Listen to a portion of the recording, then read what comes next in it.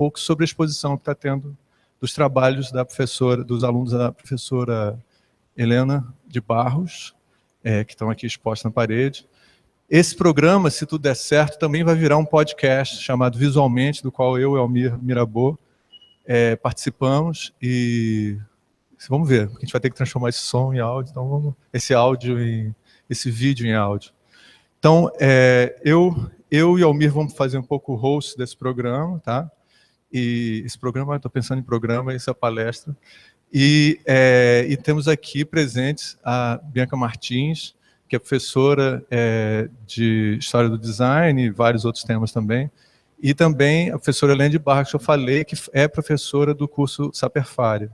E a gente tem também outro professor, que é o professor Almir Mirabô, que também é professor do curso Saperfaria. A professora Helena dá aula de História do Design e Fotomontagem, e o Almir de Produção Gráfica e Tipografia.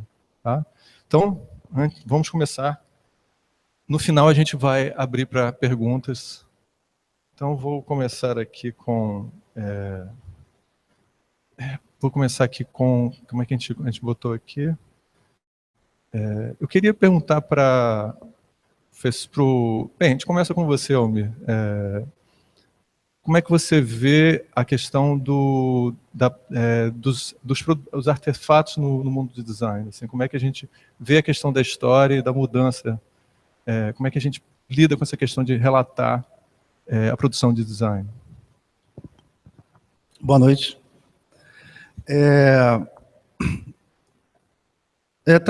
A história do design é uma disciplina bem recente, assim, né?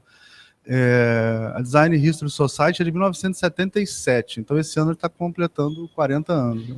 Se a gente comparar com a física, né, que tem 2.500 anos, né? A gente é um bebê ainda, né? Os historiadores de design, normalmente, assim, isso é meio que um consenso, assim, provavelmente elas vão discordar de mim, estudam por três abordagens básicas, né? A primeira seria os designers em si, né, que fazem os produtos. A segunda seria os processos de design que fazem como se desenvolve produtos. E o terceiro são os produtos em si. Esse último do produtos em si, eu acho muito interessante ser explorado, porque ele não tem o mesmo problema, ele não tem um problema que os outros dois têm. Tanto você analisar designers significativos, né, ou marcos, né, que foram marcantes na história do design, quanto a analisar os processos de design, você está fazendo uma edição muito restrita, né? Ela é como se eu dissesse assim, esses são os melhores designers, esses são, eu estou fazendo né? Isso é um pouco historicismo, assim, né? Inclusive, do Adrian Forte para cá, que o Adrian Forte é um cara que escreveu um livro chamado Objeto de Desejo, isso foi um pouco colocado de lado. Historiadores importantes como Rafael Cardoso, também brasileiro, que escreveu Introdução à História do Design Brasileiro, também colocam um pouco isso de lado. Os artefatos têm uma vantagem. O artefato, quando eu escolho um artefato, eu posso escolher pelos designers marcantes ou que a história elege como mais importantes. Mas eu também posso escolher artefatos feitos por pessoas invisíveis, né, que não aparecem, que você nunca vai saber quem são, que não estão registrados, né? E aí descamba um pouco mais porque a gente se interessa mais, né, Helena, que é a coisa da memória, né, que às vezes é mais importante até do que a história nesse sentido, né, porque a memória é uma coisa mais ligada à cultura, mais ligada a tudo isso. Então, essa pergunta que você fez é interessante, porque é o seguinte, essa cultura material tem esses dois aspectos. Primeiro que é o aspecto que o leigo, ou a pessoa que está começando a trabalhar no campo do design, ela se aproxima, porque ela vê um objeto de design que interessa a ela, pode ser gráfico, pode ser de produto, pode ser moda, qualquer coisa.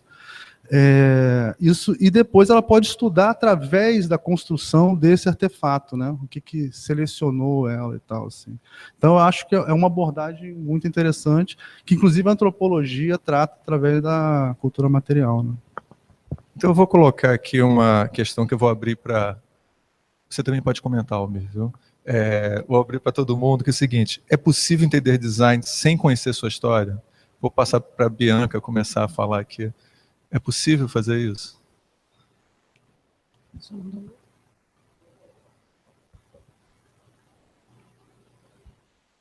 Ele não está funcionando?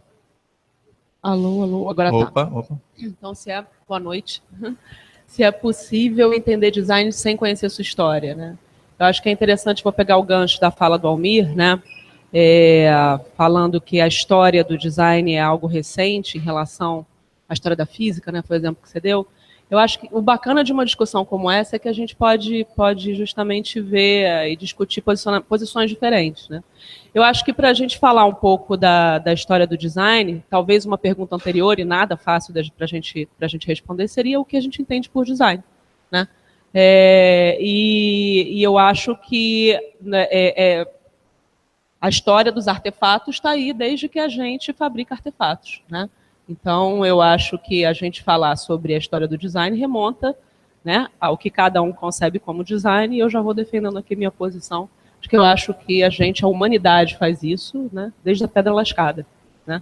Então, a gente falar sobre a história desses objetos seria justamente questionar e investigar os diferentes modos como os povos, as sociedades, né, trabalhavam esses artefatos. Era isso, mais ou menos, Ricardo? Eu achei uma ótima resposta. Assim. Eu não lembro da pergunta, mas não sei. Eu acho que essa é uma questão interessante, porque eu conheço grandes designers autodidatas, que eu conheci que não tiveram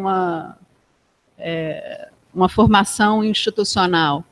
E que, assim, isso depende muito de um esforço pessoal, de uma dedicação muito grande, né, de um interesse e de uma disciplina de estudo, e que a formação, eu acho que facilita muito esse processo, né, te põe em contato com as pessoas, te põe em contato com os processos, com as técnicas, com os materiais, com a história, né, te torna uma pessoa mais culta, mais preparada para esse universo.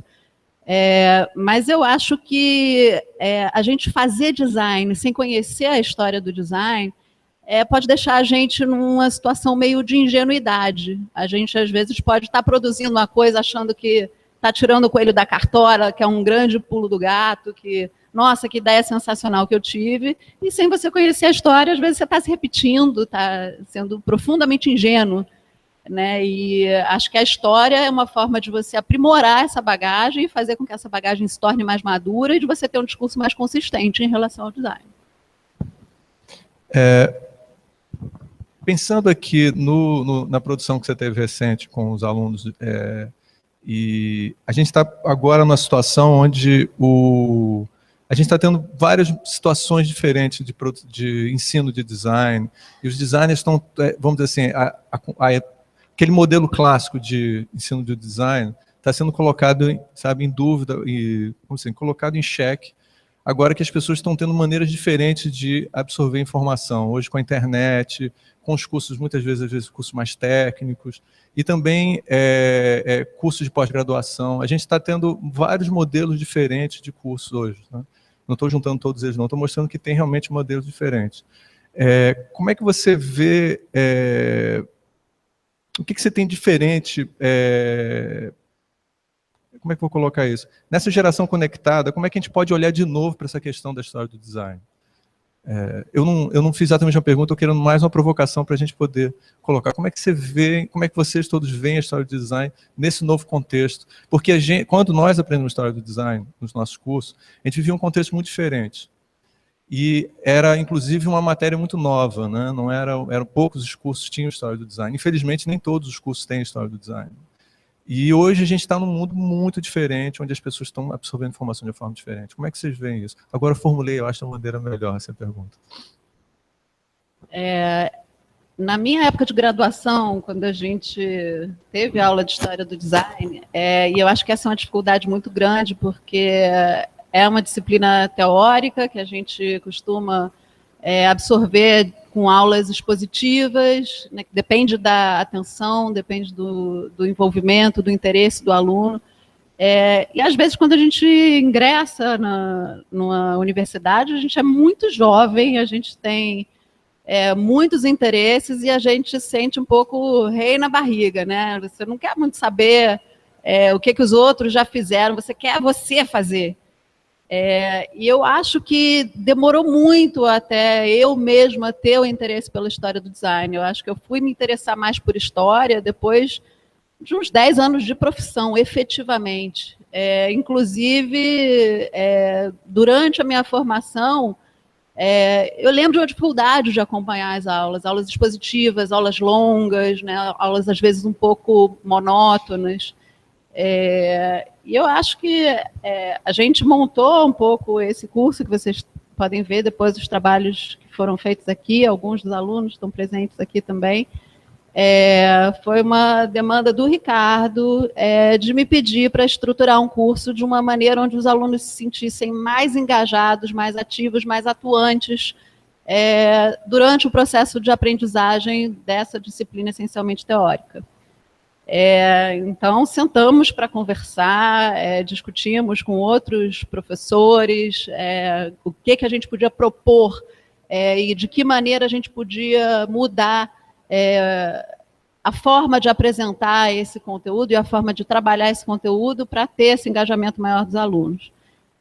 Então, o que a gente propôs aqui, essa foi a primeira turma que teve um resultado bastante positivo e a gente tinha uma sala bastante ativa e excitada com o processo de criação, porque as aulas foram divididas. A gente dividiu uma primeira parte da aula em aula expositiva, 1h30 de aula expositiva, uma aula um pouquinho mais curta, e a segunda metade da aula era dividida em um pequeno exercício, muito rápido, a partir do conteúdo que eles tinham visto. Tinham que escolher um dos temas e um autor para referenciar o trabalho.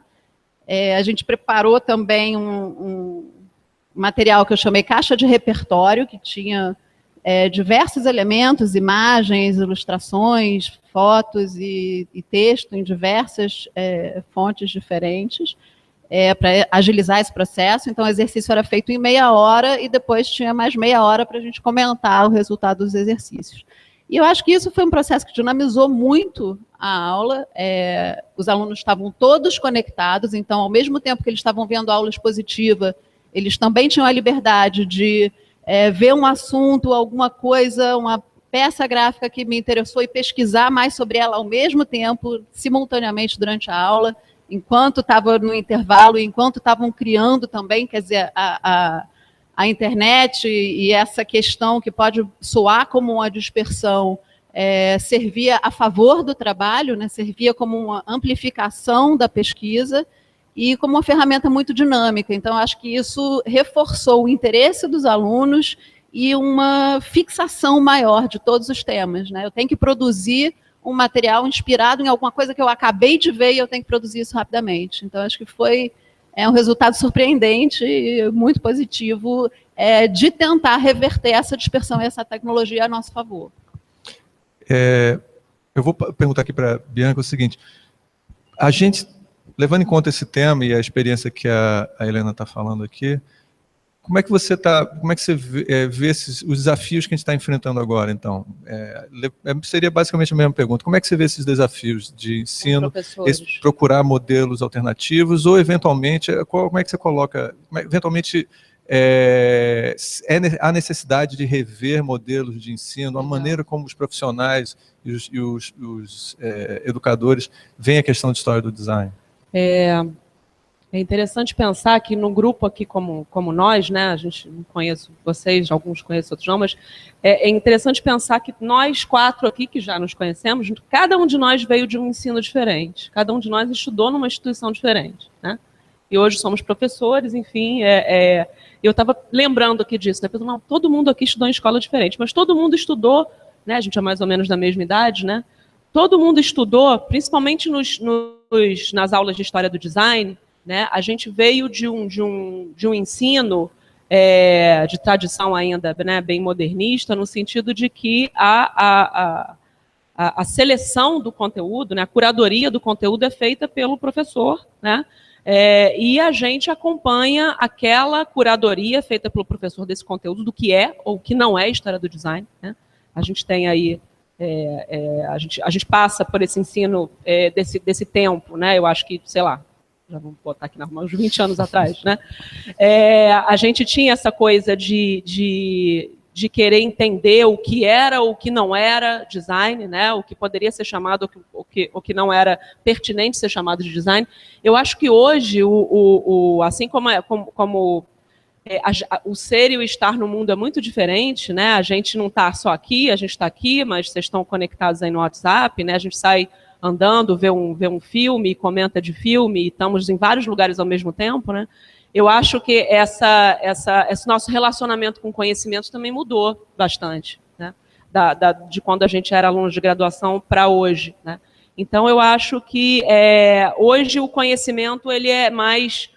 A gente tem essa questão da autoria, né? Quem é que diz o que é o que não é, né? Eu acho que isso é muito mais plural. A autoria, em todas as questões, não só no ensino, ela tá compartilhada entre os atores, né?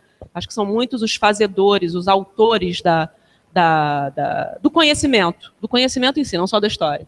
Então, eu acho que isso condiciona as aulas, né? Até essa coisa de história do design, olha que bacana, que tem um super exemplo disso. Eu que não tinha visto, eu sabia desses trabalhos, mas não tinha visto ainda, né?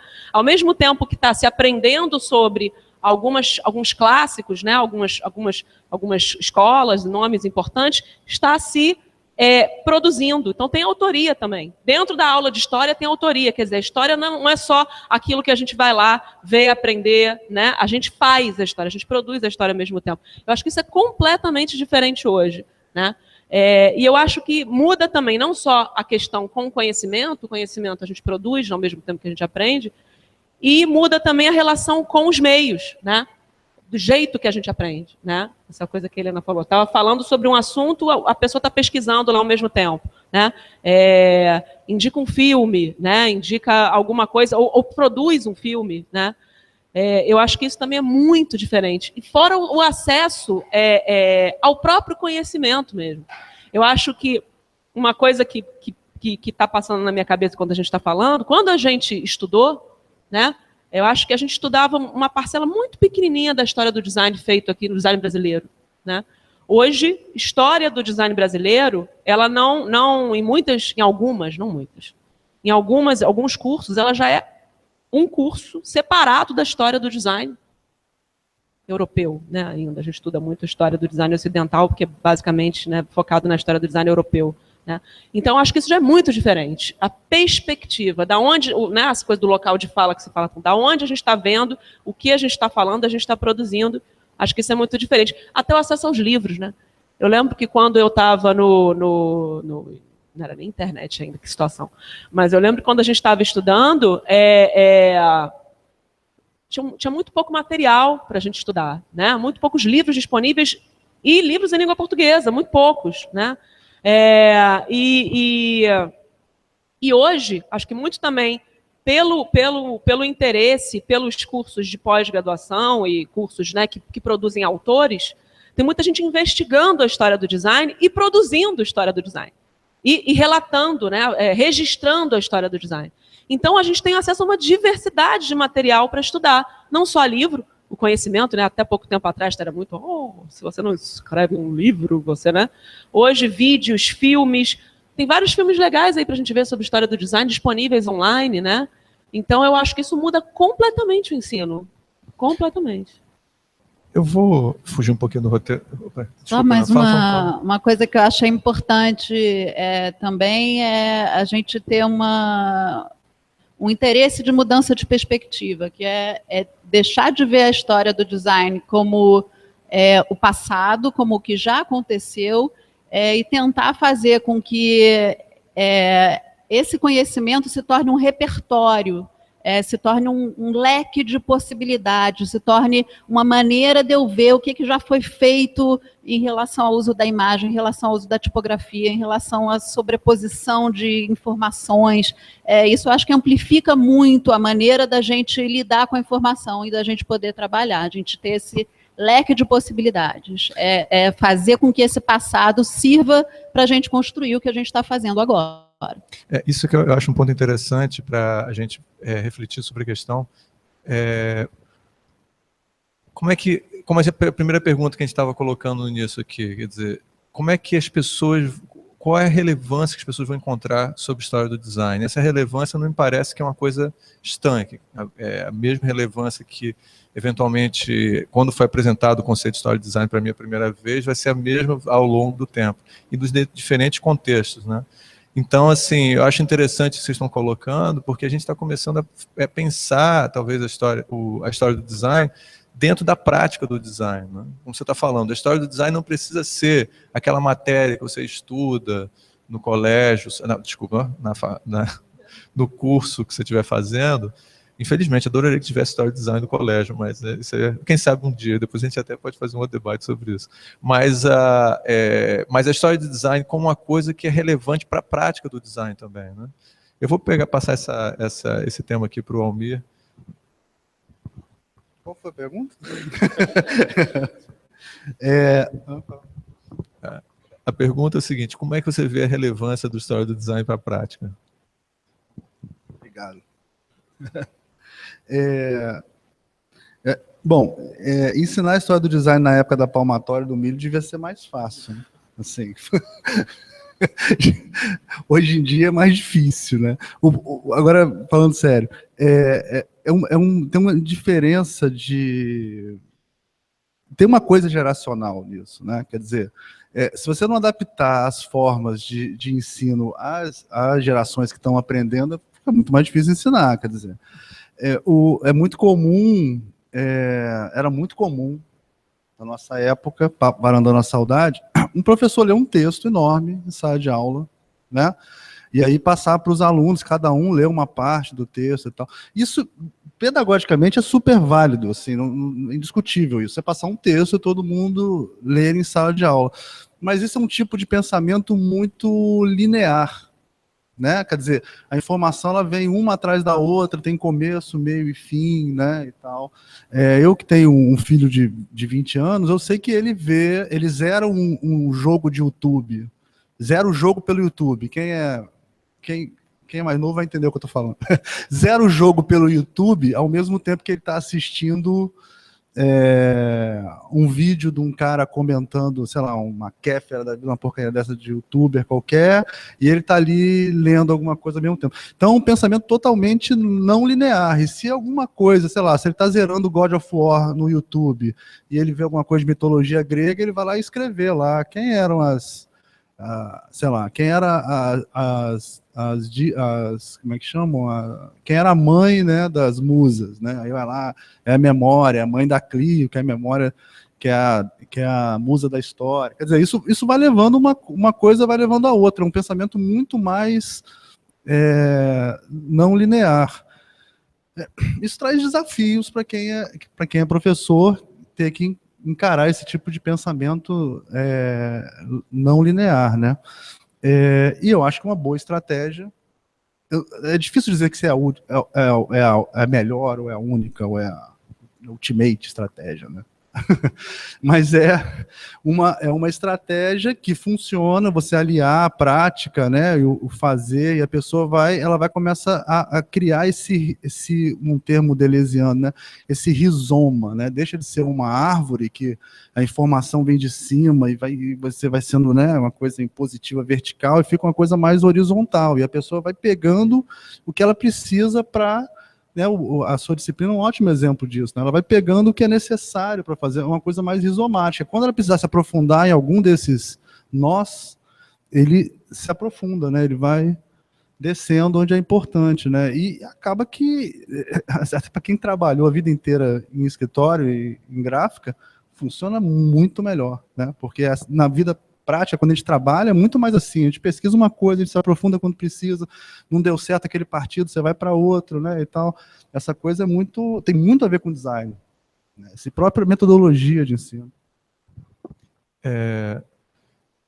Também seguindo esse pensamento, assim, me parece que você conhecer a história é uma maneira também de você mudar a perspectiva. Um problema que a gente tem muito, assim, eu acho tanto todos nós aqui tivemos bastante experiência no mercado com o design e também no ensino, é conseguir se desligar de uma maneira de pensar no trabalho, né? Eu acho que a gente às vezes fica trabalhando e fica, sabe assim, às vezes a gente procura referências para saber o que é a tendência, o que vai fazer sucesso, e isso vai transformando uma certa, criando um tipo de fórmula na maneira como a gente trabalha, né? Então, assim, vocês acreditam que, e aí quem tiver com o microfone, não, você joga o microfone, tá? Assim, vocês acham que talvez a história do design ajude nesse processo, a gente possa tomar decisões por conta própria, porque haveria uma contradição aqui, né? Porque no fundo a gente está se inspirando não no hoje, mas no passado, talvez. Não só se inspirando, mas refletindo sobre o passado para pensar no presente. Como é que vocês veem essa questão da história do design como uma contribuição na prática, no sentido do problema de você ficar muito ligado no que está acontecendo agora? Eu queria dar o exemplo especificamente da minha pesquisa de doutorado. Eu e Almir somos doutorandos especificamente da área de História, então a gente lida com essa questão da história como nossa matéria de trabalho.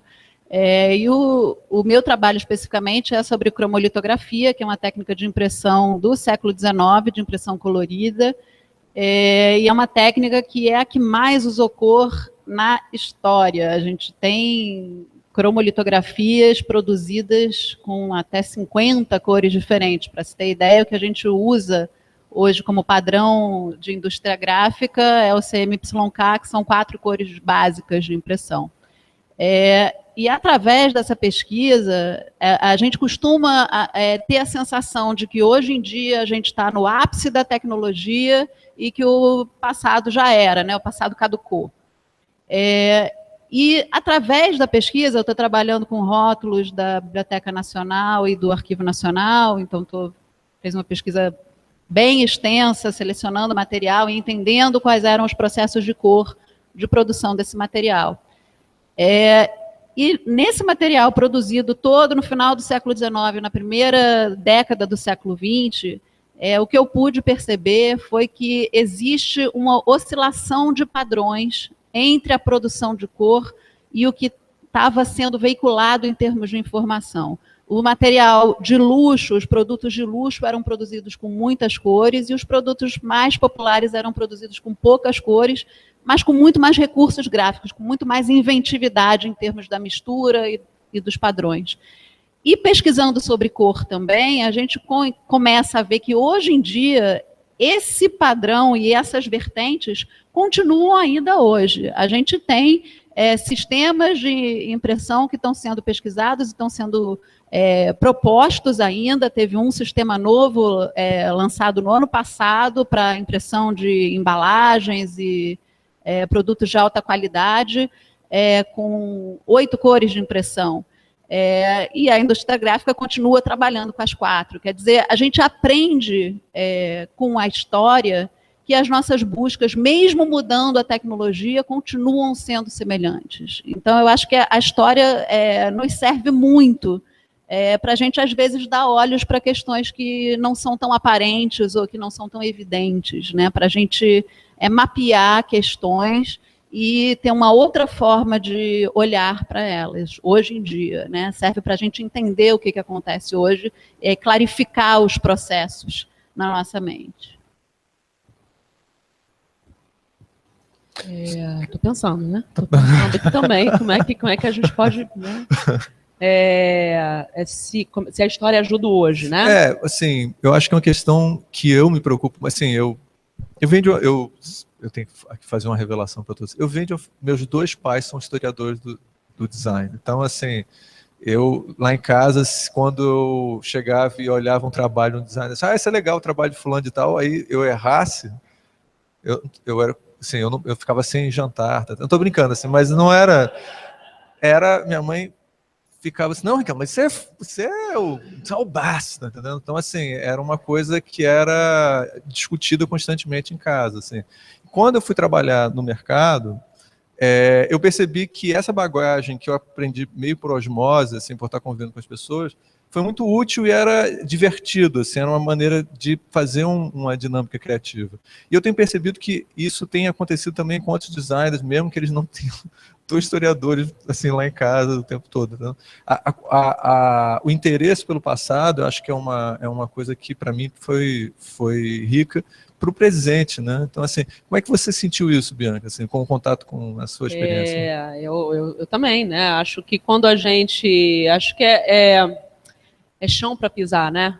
Quando a gente conhece o chão que já foi pisado por muita gente, né? A gente, acho que ajuda a fazer escolhas mesmo, né?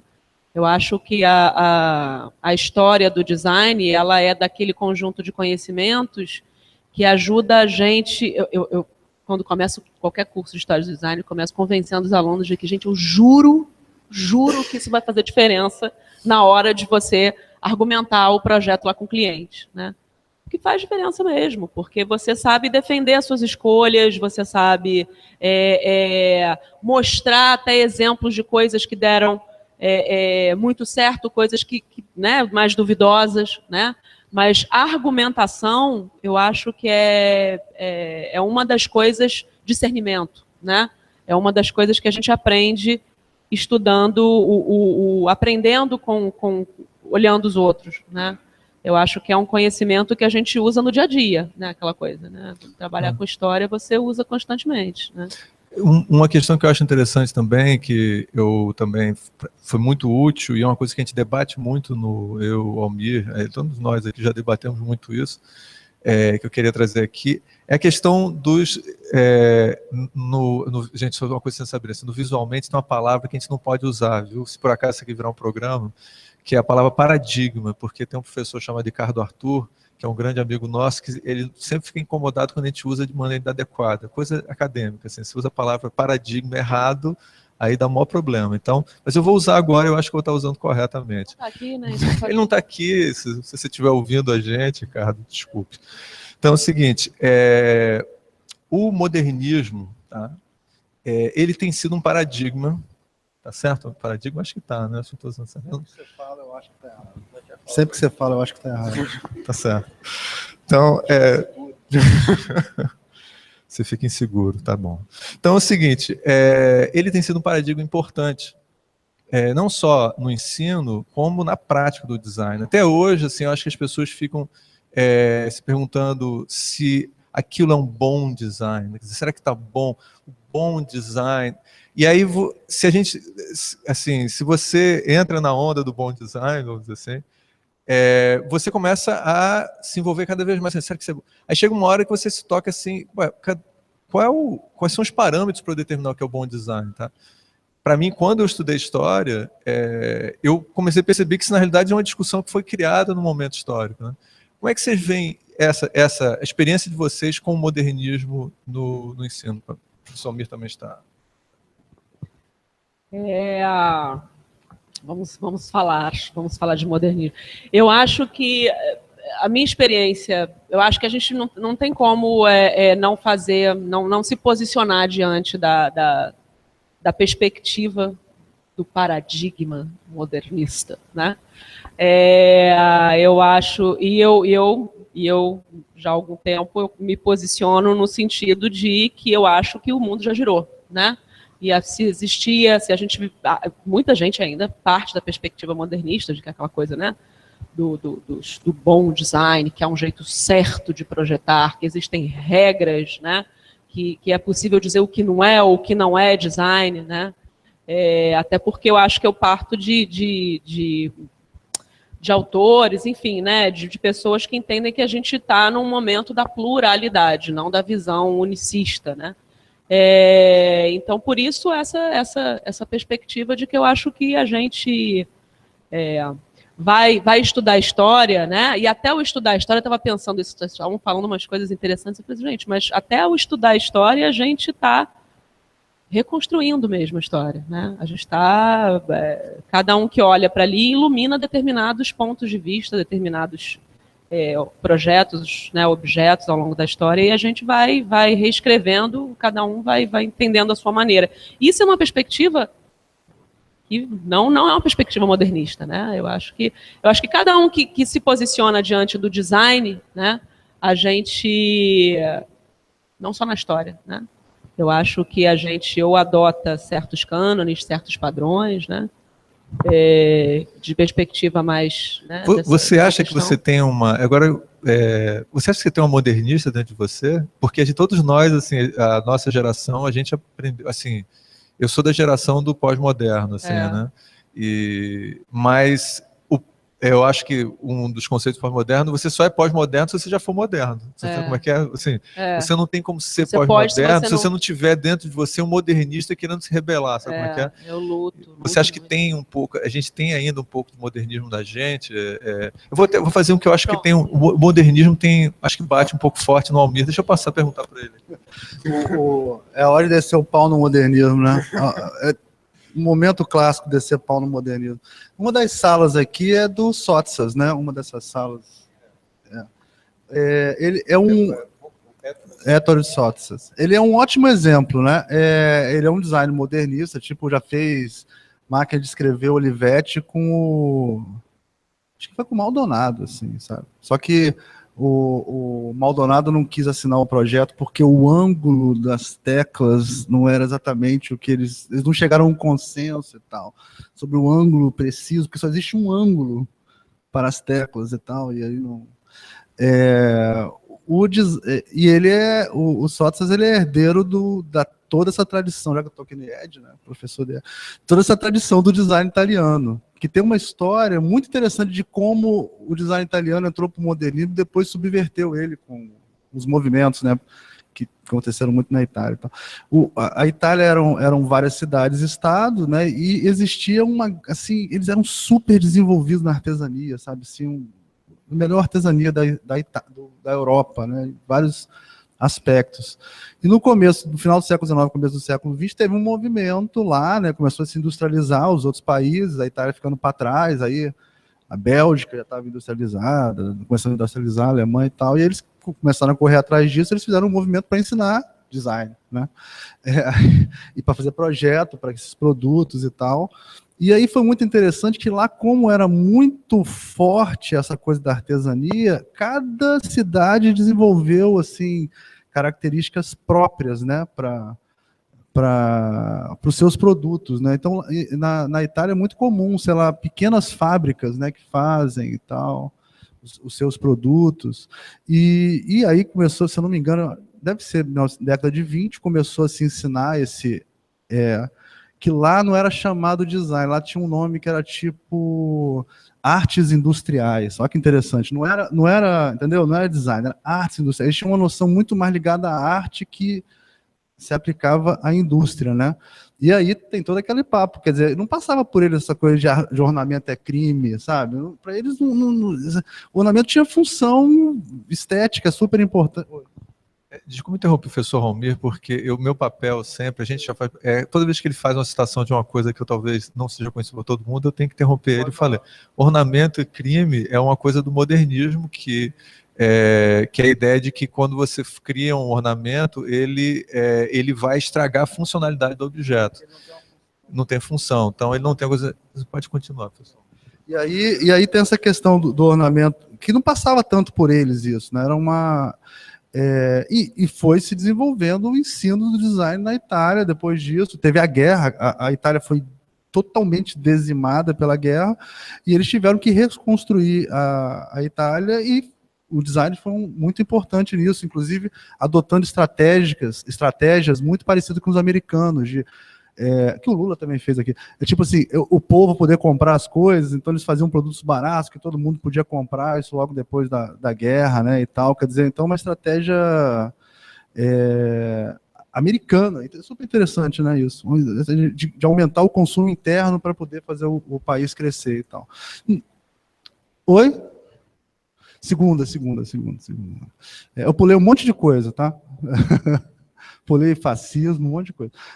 Futurismo, mas é só para exemplificar, só para chegar no modernismo rápido. E então, na Itália, quando o modernismo estava florescendo no mundo inteiro, na Itália também ele floresceu, mas não como uma coisa, como é que eu vou dizer, uma instituição universalizante, era mais um viés, né, do design. E é muito interessante que você vê como é que um país que no começo do século não era nem um país, né? Quer dizer, eram cidades, estado, né, no final do século XIX, conseguiu fazer isso crescer de maneira tão rápida assim, né? E pegou todas as ondas de design, sofreu todas essas ondas, né? E depois, quando chega nos anos, final dos anos 60, começo dos anos 70, o próprio Sottsass, que era não, esse ângulo aqui não tá legal e tal. Esse cara é um cara que é um dos pilares do design pós-moderno, né? Que vai depois trazer várias coisas que vão brincar com essa coisa do simbolismo, da ressignificação, né? Que, na verdade, o Adorno, ele significa algo, então se ele significa algo, ele tem uma função, e você pode brincar com isso, né? A função em si do Adorno, né? A beleza é uma função em si, se você for analisar em última instância. É interessante comparar, você está falando do caso italiano, né? E se a gente comparar com o que era produzido na Alemanha, né? 10 anos antes, né? Comparar o design alemão com o design alemão da década de 60 com o design italiano, né? De final da década de 70, né? É uma loucura, né? A diferença. E a gente foi tão influenciado pelo design alemão, né?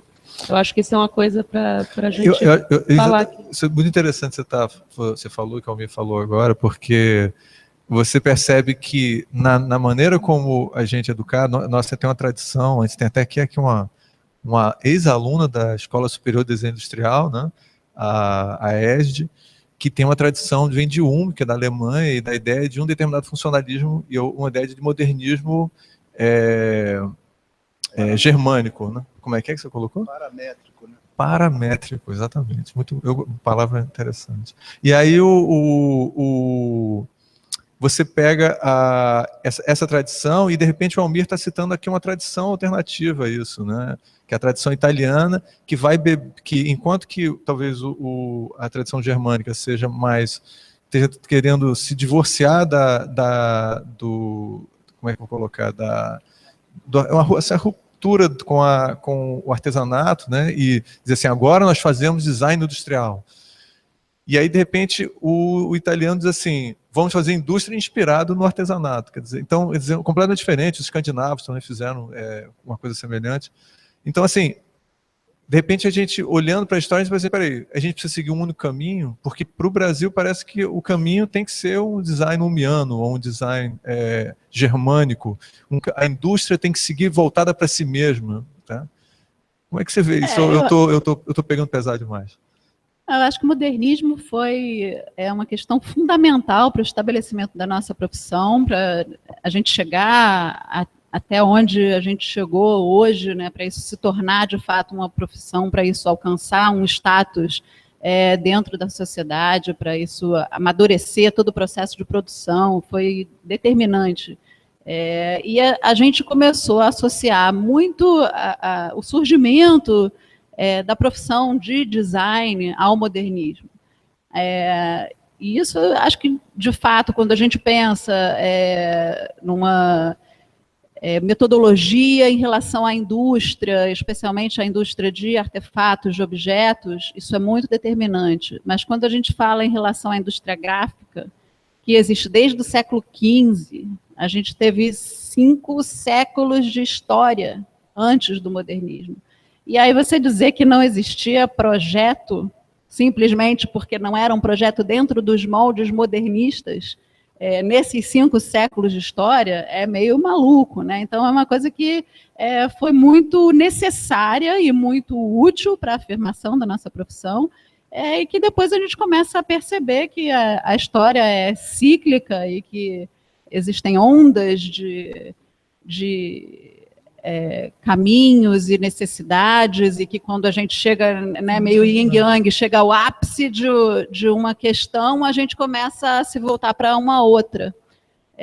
Isso, para mim, foi muito estranho, porque eu me formei na ESD, fiz mestrado na ESD, faço doutorado na ESD, e a minha formação de graduação foi essencialmente uma formação modernista.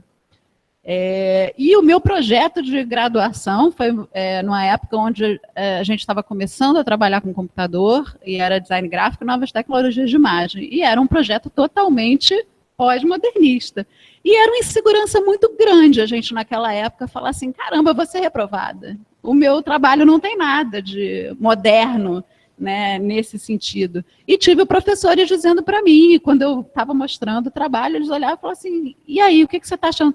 Não tenho opinião. Eu falei, como não tem opinião? Não, isso é um trabalho autoral, eu não posso emitir nenhuma opinião sobre um trabalho autoral.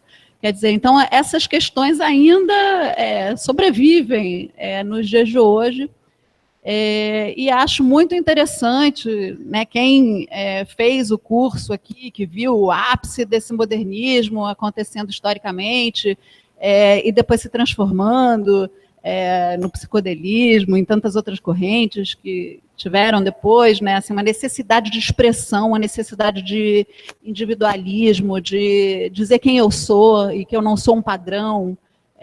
Tudo isso tem o seu lugar, e eu acho que o mais importante na nossa formação como designer é a gente saber que tudo tem o seu lugar, e que dependendo da abordagem que a gente fizer de determinado trabalho, das necessidades que a gente tiver em determinado trabalho, às vezes a gente vai tomar uma posição mais modernista e mais funcionalista e mais neutra, e de ter uma voz muito discreta para o conteúdo sobressair. E às vezes não, às vezes a gente tem um lugar de autoria, um lugar de expressão, um lugar de conversa e diálogo com o público. Então, eu acho que a história serve também para a gente saber o leque de possibilidades que a gente tem, como ele é amplo, e aumentar a nossa sensibilidade para a pertinência de abordagens em relação ao projeto. Acho interessante essa coisa que você está colocando das posições, né? Quer dizer, a gente acaba se posicionando, a gente pode se posicionar de uma maneira mais, talvez, mais funcionalista, dependendo do projeto, ou talvez mais autoral numa outra posição, né? Porque certos trabalhos pedem uma posição autoral, né? E aí você se posiciona, estou até com a professora Bárbara Emanuel aqui presente, eu tenho que tomar muito cuidado com a palavra neutra, né? Porque neutra não existe, neutra é a ideia de que você não tem... Você é aquela ideia do designer invisível, né? Ele só fez a função. Eu tenho que produzir um cartaz, botar informação ali. Eu não existo, tá entendendo? Eu só estou botando ali informação, as pessoas estão recebendo aquela informação de forma... Quer dizer, não existe. Você tem a sua personalidade ali no meio. Mas muitas vezes você precisa se posicionar de uma maneira talvez neutra, entre aspas, tá? A professora Bárbara Emanuel, que está presente aqui na minha frente, me olhando com um olhar assim, mas eu estou brincando, ela não está fazendo nada disso. Mas esse olhar onde você tenta, talvez, não tá muito presente no projeto, né? E aí se preocupar e talvez se voltar mais para funcionar. Estar muito presente no projeto num determinado sentido. Exatamente. Né? Num determinado sentido. Não tem como não estar presente no projeto. Sem dúvida. Eu acabei me apaixonando pelo ideal modernista por um segundo. É muito difícil não escorregar. Quando a gente acha que a gente ainda tem as raízes modernistas estão muito fortes. O discurso, eu acho que a história ela ajuda a gente a desconstruir esse discurso e pensar no que a gente está fazendo mesmo. Muito edificante isso que eu falei agora. Então é o seguinte, então a gente está vendo a indústria, né, e como ela a gente sai desse contexto do discurso da indústria para a gente se voltar agora para a sociedade, né? E a gente está cada vez mais, talvez, discutindo utopias e questões maiores do que aquele próprio projeto que você está fazendo, né? Vocês veem algum marco dessa presença do design? Esse aqui eu botei assim, a gente botou freestyle, então acho que todo mundo pode. Almir, você está com vontade de falar? Não, mas espera aí, algum marco de discursos, é isso? Essa foi uma pergunta bem aberta, assim. Acho que a gente quando a gente foge dessa ideia da indústria e a gente de um design voltado eminentemente para a indústria, sabe assim, o design. O papel do design na sociedade. Exatamente, o design com uma questão, né? mais ampla. Por que né? Acho que se a gente for pensar, né, enfim, em tantos momentos na história onde isso acontece, não é uma coisa pós-moderna também, né? Talvez a gente possa cair também escorregar na pós-modernidade também. A gente não pode esquecer, né, só interromper, que, como diria o professor Gerson Lessa, que também é um historiador e de design, que é amigo nosso, que participou de vários debates desses, a gente não está mais no pós-moderno, estamos vivendo o contemporâneo, né? Então Então, o pós-moderno já é a história também, já era. Né? A gente está vivendo um outro momento também. Mas em relação a... Eu acho que a gente estava falando dessa coisa, né? O design, como ele influencia, né, as tomadas de decisão na sociedade, como ele pode ser um instrumento, né, enfim, né, de materialização de ideologias, de visão de mundo. Eu acho que é um pouco por aí a ideia, né?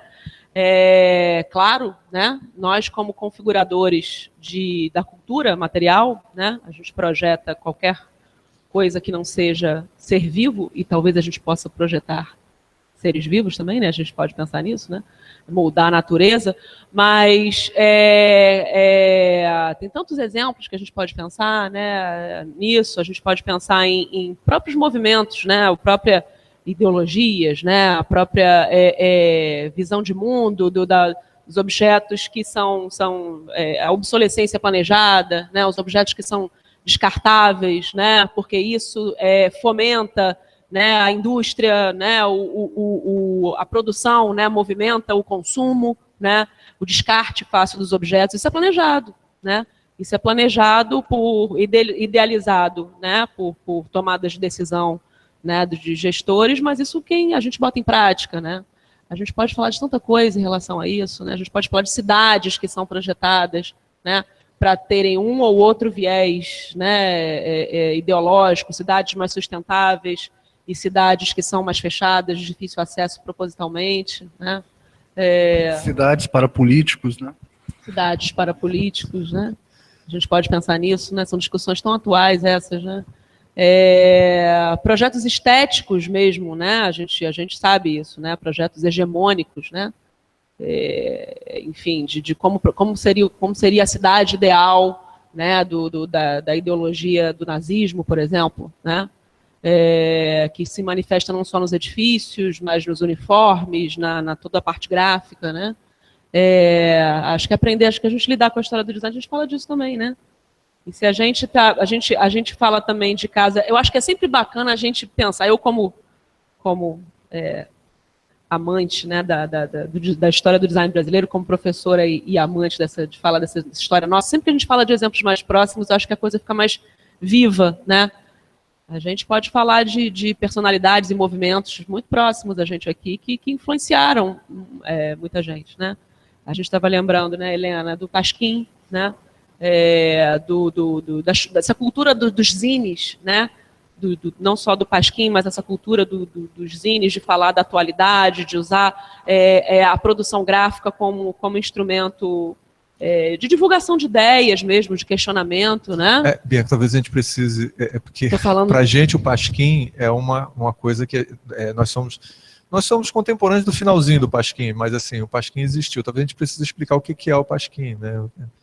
O Pasquim é uma produção gráfica, né, que circulou durante alguns poucos anos, né, modernista, né, do período, né, da ditadura, que circulou durante alguns poucos anos, que reunia alguns ilustradores, cartunistas, né, que faziam uma crítica irreverente, digamos assim, né, ao momento político que o Brasil estava vivendo, né. E aí a gente pode, nessa mesma dinastia, a gente pensa em ilustradores, né, pessoas que trabalharam com esse viés de fazer uma visão com humor, né. Eu acho que o humor é muito importante na hora que a gente vai colocar alguma posição mais forte, né, falar com humor de coisas muito, muito fortes, né. E tantos outros mas, por exemplo, você falando disso aí, você pegou na área da ilustração, tudo, aí começa a ver muitas, assim, você vê essa tradição, né, com o desenho do Jaguar, por exemplo, que é um desenho sujo e agressivo, né, para o estilo do desenho dele. Aí uma coisa, olhando aqui o trabalho dos alunos aqui da Helena, são como a época tem seu estilo, né? Quase que um determinado, o termo técnico histórico que a gente chama do Zeitgeist, daquele momento histórico, pede uma linguagem gráfica para aquele momento, né?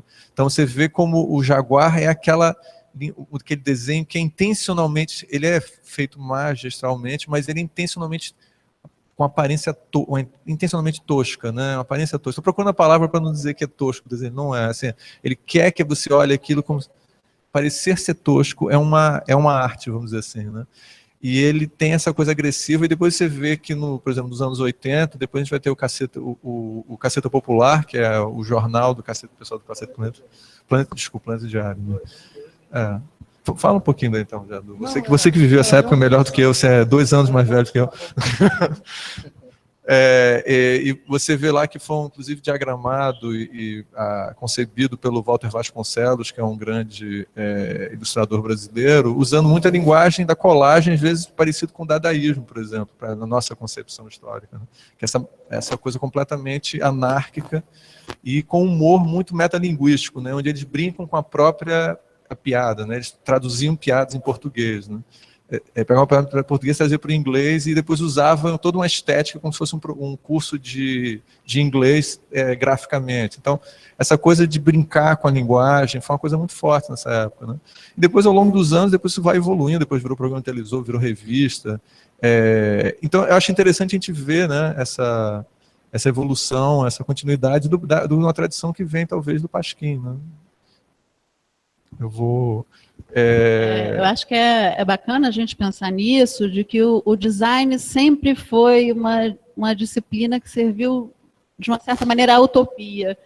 Como eu crio um mundo melhor, um mundo mais funcional, um mundo que todas as pessoas são atendidas em seus desejos, onde as coisas funcionam melhor. Né? Esse acho que é o paradigma modernista. Eu acho que você usou certo. Assim, e eu acho que no design gráfico, especificamente, a gente viu, durante diversos momentos de crise, vários designers e ilustradores e autores usarem da produção gráfica para se manifestar, para defender ideias, para ser contra a guerra, para ser contra a opressão, para ser a favor das mulheres, para ser a favor das minorias, para ser contra o racismo, né?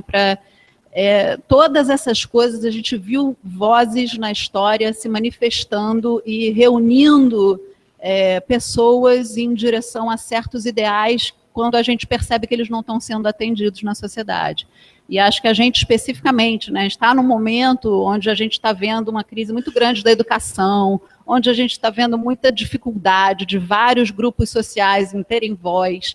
E a gente tem que pensar que a gente tem uma ferramenta muito potente nas nossas mãos. A gente está aqui estudando design, aprendendo a como lidar com a informação de maneira efetiva, como atrair olhares para essa informação, a como tornar a informação uma coisa sedutora, a tornar a informação uma voz que pode ser amplificada por outras vozes, que pode unir mentes que estão insatisfeitas, que estão desejosas de um mundo diferente. Então, acho que o design ele é uma ferramenta, um instrumento de mudança, de pensar projetivamente, de pensar na utopia, pelo menos, né? De ir em direção a ela. E acho que a gente precisa estar num momento onde isso está latente. A gente precisa juntar as nossas forças para que a nossa voz seja ouvida. Bem, posso falar mais? Falar, por favor, fala mais. A Helena foi falando, gente, me deu vontade. Muito bom.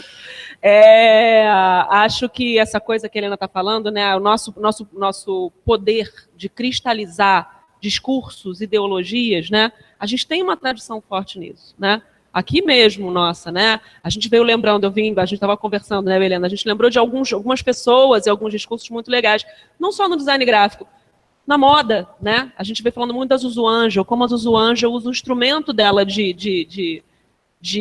design, né? Ela trabalha na moda, né? Mas como um discurso forte em relação ao que ela acreditava, né? Uma violência que ela estava sofrendo, né? A gente pode falar de exemplos, já expandindo o design, né? Para outros campos, a gente pode falar eu acho que é uma coisa interessante para a gente ficar pensando, né? As edificações também traduzem um pouco do ideal de sociedade que a gente busca, né? Às vezes a gente nem percebe muito, a gente nem se dá conta muito em relação a isso, mas é engraçado, a gente vai visitar amigos, a gente vai na casa dos amigos, visitar os amigos e tal, como é que são os edifícios, como é que são os apartamentos, né? Hoje em dia, não mais, mas até muito pouco tempo atrás, os apartamentos eram feitos, né? Tinha um espaço para os empregados dormirem, né? O que significa isso? Né? O que a gente está reproduzindo em termos de sociedade, ideais, e, enfim, né? Isso é muito curioso, assim, as coisas do dia a dia, a gente problematizar o design, né, as coisas que a gente lida no dia a dia, também estar refletindo sobre a história do design. Né? O que eu estou reproduzindo com isso? Né? A questão do uniforme, que foi uma questão tão recente, discutida no passado, uniforme escolar, né? Uniformizar, né? Uniforme é bom, uniforme é ruim, né? Acho que aqui não cabe muita gente discutir não, se é bom ou ruim, mas tem um significado para representar quem, né? Por que eu reproduzo essas tradições do passado, né? Tudo que pertence à cultura material, eu acho que é instrumento para a gente estar refletindo, né? A gente está refletindo sobre a história do design quando a gente pensa sobre esses objetos do dia a dia, né? De certa maneira, é como se a gente estivesse reescrevendo a história constantemente através dessa... avaliando e ressignificando. Acho que ressignificar é muito importante. Reescrever, talvez, né? Criticar, né? Por que não? As coisas precisam ser criticadas, como a Helena está falando, né? Acho que é isso aí. Falar sobre a história do design é falar sobre o dia a dia, sobre o que está aqui. Né? E assim, agora, assim, para a gente encerrar agora, que eu queria fazer passar para o público que tiver dúvida, perguntas também. Eu acho importante a gente ver que a história, especialmente aqui no Brasil, ela é um instrumento essencial, né? Quer dizer, se a gente não se volta para a história, a gente tem uma facilidade muito grande de se colocar na posição de periferia em relação a outros centros. Então, eu acho que no momento que a gente abandona não só do estudo do design, mas eu acho a posição do designer, que considera a história do design uma coisa secundária, ele pode facilmente não ressignificar e aí não perceber que ele, na realidade, está fazendo parte de um jogo maior, tá, de poder, que não existe nenhuma situação que não exista um jogo de poder desse tipo, independente de qualquer posição ou visão política envolvida na história. Né? A gente tem uma certa tendência a se sentir meio quintal do mundo, né? Tudo que foi produzido de bom foi lá fora e a gente aqui só imitou. E nem sempre isso é verdade. Enquanto a gente não botar a mão na massa e for investigar, e for buscar as coisas, e for querer contar a nossa própria história, a gente não vai saber disso. Acho que a história do design é uma disciplina bastante recente e a pesquisa sobre história no design aqui no Brasil mais recente ainda. E a gente precisa pesquisar e precisa descobrir. Isso é tão bonito, é tão mágico para nossa autoestima, para a gente saber o que já foi feito, o que já foi produzido aqui. Lá na Biblioteca Nacional, eu estou pesquisando um material agora que não foi sequer catalogado. São caixas de materiais que estão lá guardadas, mas que tem muito material desconhecido ali. Então, essa descoberta, e a gente vê a qualidade da produção brasileira, a inventividade, a capacidade de articular, às vezes até imitando uma técnica ou estilos que foram criados lá fora, mas a maneira como a gente adapta essas questões para a nossa própria realidade é o que a gente faz construir o discurso de uma brasilidade. Então, a gente precisa se voltar para isso, e tem muito ainda para a gente pesquisar e para descobrir do que é o design brasileiro, do que foi o design brasileiro e do que é o design brasileiro que está emergindo, né, fora dos centros urbanos, fora das instituições, né, o que pulsa nas ruas, o que a gente produz como cultura. A gente precisa ter consciência disso e abrir o nosso leque de perspectiva para abraçar essa brasilidade. Somos todos autores da história do design brasileiro. Esse pagode para botar entre aspas, essa foi boa, gostei. Muito bom. Eu gostaria de convidar quem tiver alguma pergunta para fazer. A gente tem um microfone aqui. Alguém tem alguma pergunta? Opa, esse aqui eu sei quem é. Esse é o Leonardo Costa, ex-aluno.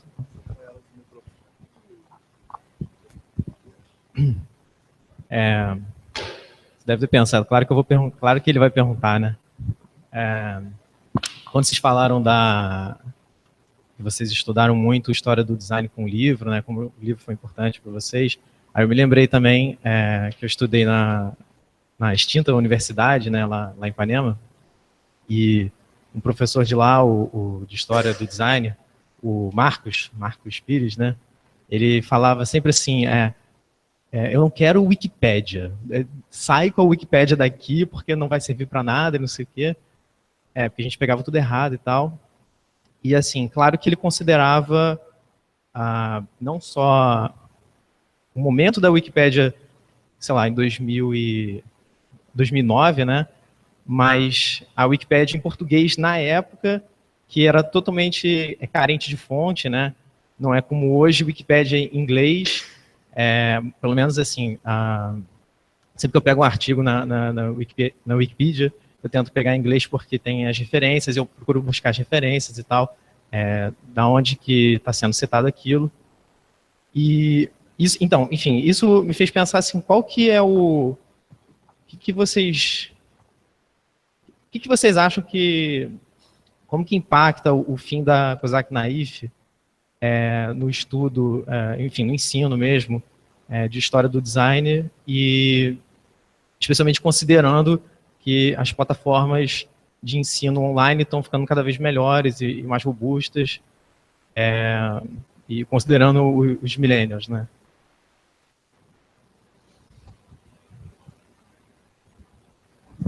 É que essa pergunta especificamente já que vocês não se estimularam, é porque eu tive esse problema, assim, quando eu estava no mestrado, sabe quando você fica bloqueado, não consegue, eu entrava e corrigia vários verbetes na Wikipedia, assim, então eu ficava desesperado, assim, passei uma boa parte daquele tempo que você não consegue escrever, sabe, no mestrado, corrigindo milhões de bobagens que estavam escritas na Wikipedia, assim, dediquei muito, eu virei assim, eu criei lá um pseudônimo, eu não vou dizer qual é, mas assim, fiquei conhecido lá no meio, as pessoas me agradeciam pela contribuição que você está dando, o negócio e tal. De logomarca a história do design. Eu, inclusive, criei toda uma tabela assim, com toda a história do design, e aí incluí antes do design moderno, quer dizer, que essa coisa de você ter história do design antes do moderno, história do design vindo até da pré-história, que é um conceito que o Philip Meggs, que é um grande historiador norte-americano de design gráfico, propõe que a gente sempre teve história do design, né? O Homem das Cavernas não tinha esquadro nem a iMac, mas ele fazia, de certa maneira, também um tipo de design, né? Então eu vejo realmente a Wikipedia como um instrumento que pode ser usado para o bem, tá? Por incrível que pareça, dependendo de como a gente utilizar ele, né? Uhum. Rapidinho, só para a gente poder ter o áudio.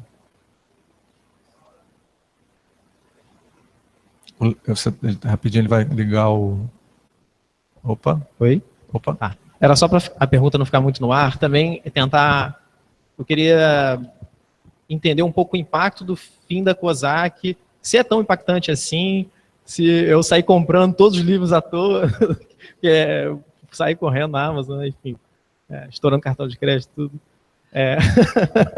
Não tem jeito, apaixonado né? pelos livros, né? Maravilhosa a queria também qual o impacto, né, disso. Agora tem que lembrar que o pessoal está na UBU, né? A UBU é uma maravilha, né? Perfeito. Eu ia a Elaine Ramos está lá, ela e mais 2 sócias, e tem coisa muito bacana, inclusive livros da Cosac que estão sendo reeditados, né? Rafael Cardoso é um deles, né? Tem outros aí, né? Design para o Mundo Complexo, está sendo reeditado, né? Já está aí nas livrarias. Agora, eu fiquei com vontade de falar sobre a Wikipedia. Em 2009, né? Em 2009 eu estava fazendo um projeto, eu trabalho muito em design relacionado ao meio acadêmico, né? Ao ensino e tal, e a gente estava fazendo um trabalho de material didático para neurociência, em 2009. E eram livros, né? E os autores, que eram neurocientistas, médicos, né, eles citavam muito a Wikipedia, isso intrigou muito a gente, né, justamente por conta dessa questão que a gente sabe, né, da autoria e da credibilidade, né, da legitimidade. E eles disseram, não, o que a gente tem de mais atual, pelo menos naquele campo ali da neurociência, de mais atual, de mais interessante e tal, é ali que a gente encontra. Não é curioso isso, né? Viva a pós-modernidade, né? Enfim, só fiquei com vontade de citar isso também, mas... Eu acho uma lástima, né, o fim qualquer editora, qualquer produtor, principalmente uma editora que tinha uma preocupação muito grande com a veiculação da informação e com o design gráfico, livros bem produzidos, bem projetados, bem editados, bem impressos. Cada vez que a gente perde isso, para mim, uma dor, é uma coisa que não tem volta, né? Por mais que tenha outras editoras e que é óbvio, as coisas nunca acabam, né? Quando uma coisa acaba, tá vindo outra. Eu vejo qualquer perda do mercado editorial brasileiro com muita tristeza. E em relação à Wikipedia, eu acho que é uma coisa, o senso do pesquisador é uma questão fundamental, a gente não se satisfazer com uma informação. Quando a gente é pesquisador, uma informação, ela serve para te germinar uma dúvida. A gente olha aquela informação e a gente fala, será que foi isso mesmo?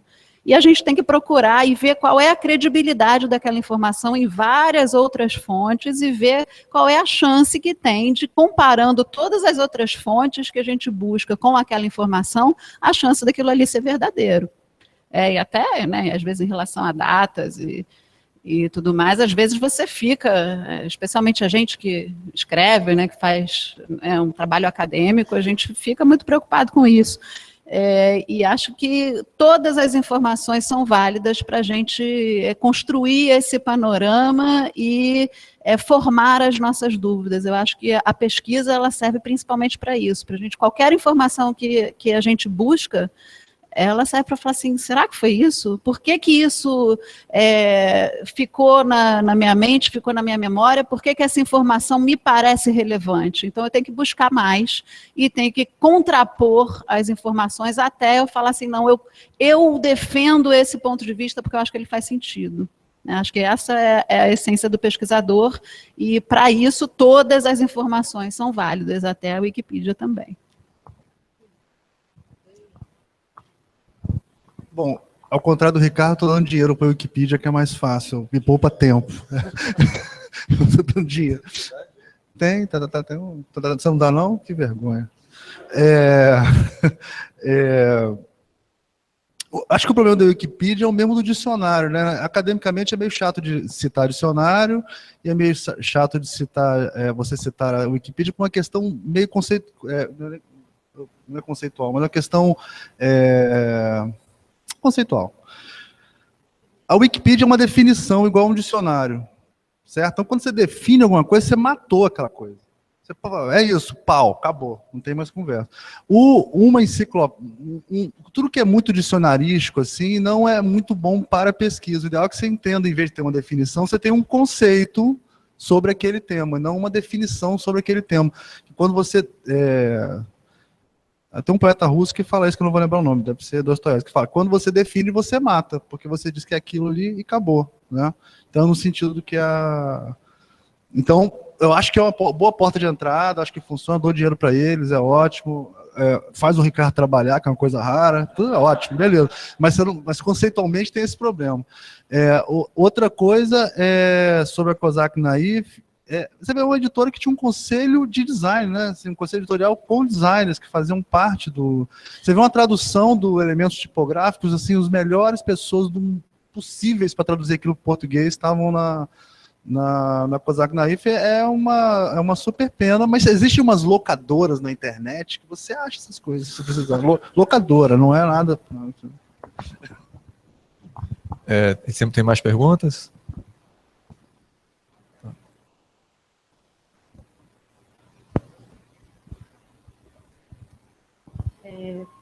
Boa noite. Ela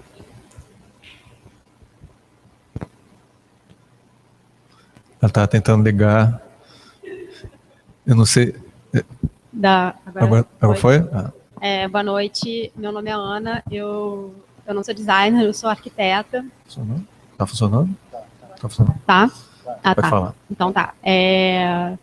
Meu nome é Ana, eu sou arquiteta, não sou designer. Bem, mas para a gente aqui, design, arquitetura pode ser chamada de design também. Né?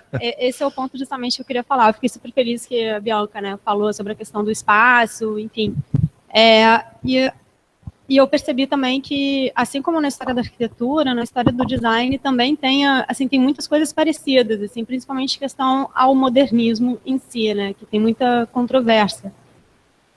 E aí eu queria entender assim, um pouco, porque na faculdade de arquitetura, estudei na FRJ, o design para a gente, arquiteto, é como se fosse uma coisa praticamente figurativa, né? Tipo assim, é objeto só. O design não é visto como um processo. Só que, assim, tem uns 4 anos que eu tenho estudado design, assim, tipo, me aprofundado em metodologias, enfim, o design como processo mesmo, e eu vejo como que é importante essas duas coisas estarem juntas, assim. E eu queria entender, assim, da parte de vocês como designers, que dos arquitetos até já tenho bastante informação, como que vocês enxergam esse distanciamento, sabe, da arquitetura, dos arquitetos em relação ao design, assim, vocês veem que, porque para mim está cada vez mais óbvio que a arquitetura é um processo de design, porque você faz questionamentos, você quer melhorar o problema do usuário, pelo menos na essência da arquitetura deveria ser assim, né? Só que eu vejo que os arquitetos continuam achando, e a faculdade de arquitetura continua criando arquitetos que veem o design somente como uma coisa de objeto. Aí eu queria saber a opinião de vocês, assim, sobre esse distanciamento da arquitetura com o design, inclusive o design gráfico, né? Porque a gente trabalha com desenho, então eu acho que o design gráfico também deveria estar presente, deveria estar mais presente na arquitetura. Obrigada. Ana, eu acho que cada um quis, né? Uma perspectiva, né? Um ponto de vista é a vista a partir de um ponto, né? Eu acho que é uma decisão, e é uma decisão também que às vezes é aquela decisão daquela área, né? Por uma questão, eu acho uma lástima, né? Mas por uma questão às vezes de poder mesmo, né? De delimitar territórios de ação, né? Dividir dominar, né? Dividir para conquistar, essa coisa, esse pensamento que eu acho que só empobrece, não engrandece, né? O Ricardo, engraçado que antes de você falar, o Ricardo já estava dando uma palhinha, né? Que é tudo projetar, né? Tem tudo a ver com o mesmo tipo de raciocínio projetual, né? Você se debruçar sobre a elaboração, né? Materializar uma ideia, né? Que a gente compartilha, né? Esse pensamento projetual a gente compartilha com a arquitetura, com a engenharia, com a arte, né? Todo mundo que faz um projeto com a moda, né? Enfim, eu acho que é uma mesma questão que os arquitetos têm com os designers de interiores também, né? Esses arquitetos aí, seus amigos, arrumam confusão com muita gente, né?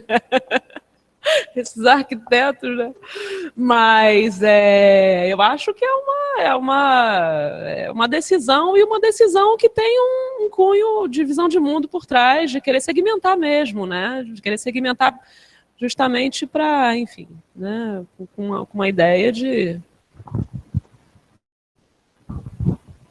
É o seguinte, na área que é minha especialidade de pesquisa, também, nesse momento, eu estou, inclusive, dando aula de design de informação, que é uma área que tem tido cada vez mais relevância no mundo do design.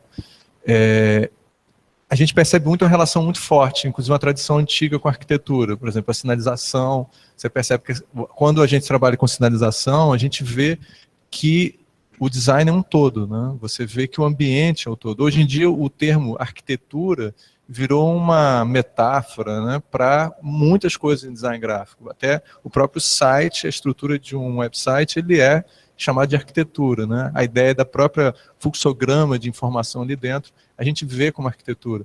Acho que o conceito de arquitetura e design está se aproximando de uma maneira prática cada vez maior. Assim. Então, hoje, por exemplo, quando eu entro no ambiente, antigamente, quando eu ia falar sobre design para os alunos, eu dava o exemplo de uma cadeira, né? Porque aí, se as pessoas não conhecem design e você fala assim de um cartaz, aí é uma coisa, sabe, completamente abstrata. Assim, as pessoas nunca se tocaram que tinha tipografia nem nada. Agora, se você fala de uma cadeira, fala, alguém projetou essa cadeira. Fala, realmente, já tinha parado para pensar nisso aqui.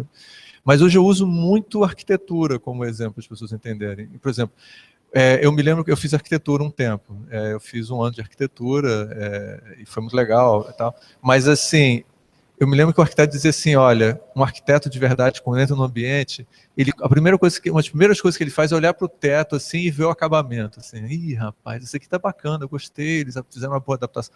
Coisa que ninguém vê, ninguém olha para o teto. Né? O arquiteto fica olhando para o teto. Nossa, que bom acabamento aqui, gostei, bom gosto, pessoal. Sabe, eles aproveitaram o prédio. Essas coisas vão passando, ele meio inconscientemente, ele vai vendo isso, né?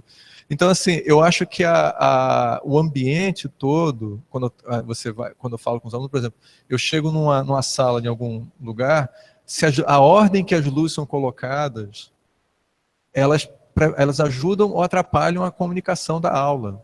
Então, por exemplo, se você coloca uma sala onde você ilumina gradativamente, você desliga a primeira parte da sala, você consegue fazer a projeção. Se você botar uma sala onde metade da sala tem luzes que ligam e metade desligam, você percebe que aquela sala ali não foi pensada.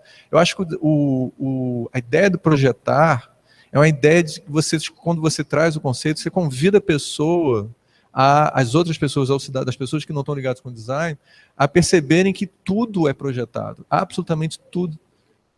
A experiência, exatamente. Tudo aqui que a gente está vendo é projetado, tudo é pensado, tudo é absolutamente design. Não tem nada que a gente está tendo contato agora que não foi projetado pela pessoa. E aí também a gente vai ampliar o conceito de projeto também para engenharia e para outras áreas. E eu acho que quanto mais a gente conseguir abraçar tudo isso e pensar isso como design de uma forma ampla, claro, respeitando as diferenças, não quero botar todo no mesmo saco, mas assim, vendo pensar design como viver em sociedade como design, eu acho uma coisa interessante. E aí eu sinto, aí sim, a arquitetura é muito importante como conceito, junto com o design gráfico.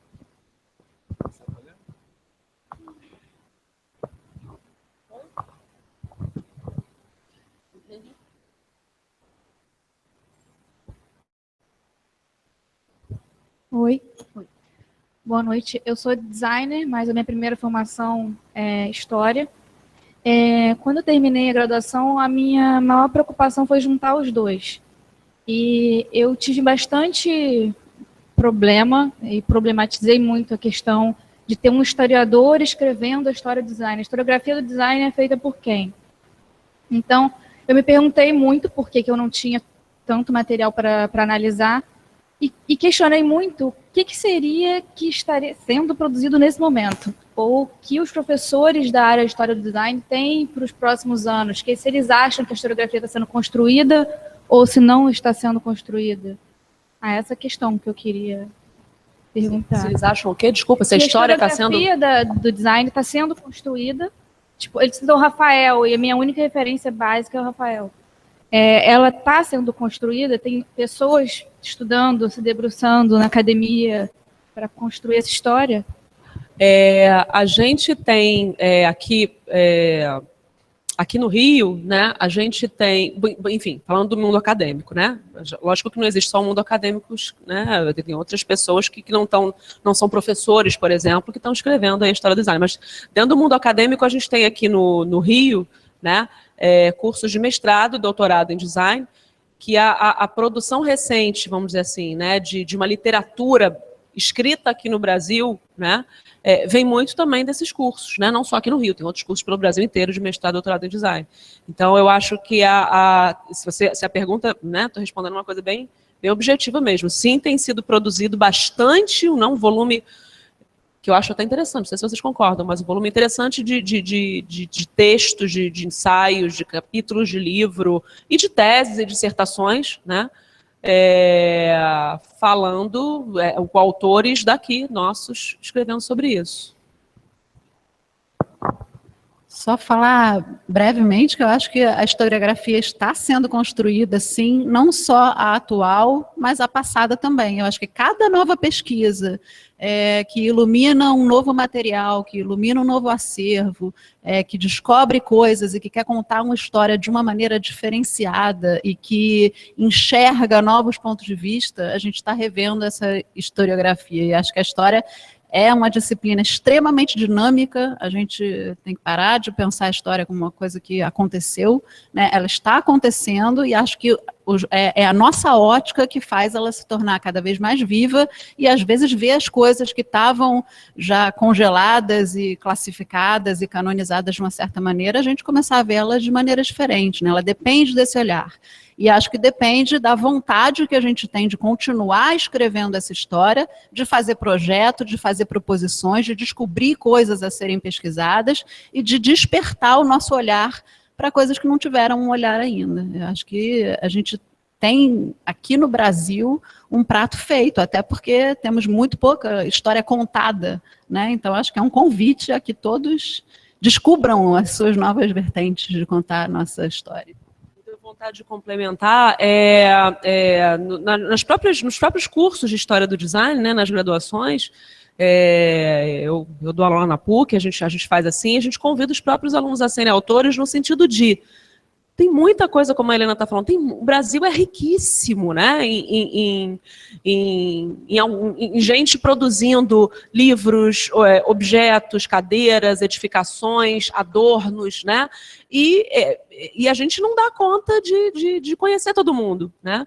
Então, a gente sempre faz esse esforço de pedir isso também, olha, vamos abrir os olhos e vocês são autores, tragam para cá, né? Vamos fazer aqui uma roda, enfim, né? Vamos conversar, enfim, para entender melhor o que está sendo feito, porque, como a Helena falou mesmo, tem muito trabalho aí para a gente registrar, né?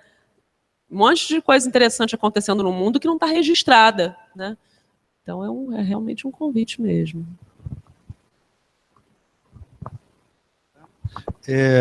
Eu acho que tem um problema de escala no que ela perguntou, que é o seguinte, se você comparar, por exemplo, quantos livros tem sobre a revista da semana do JB, que foi uma revista para mulher, que saiu no domingo, né?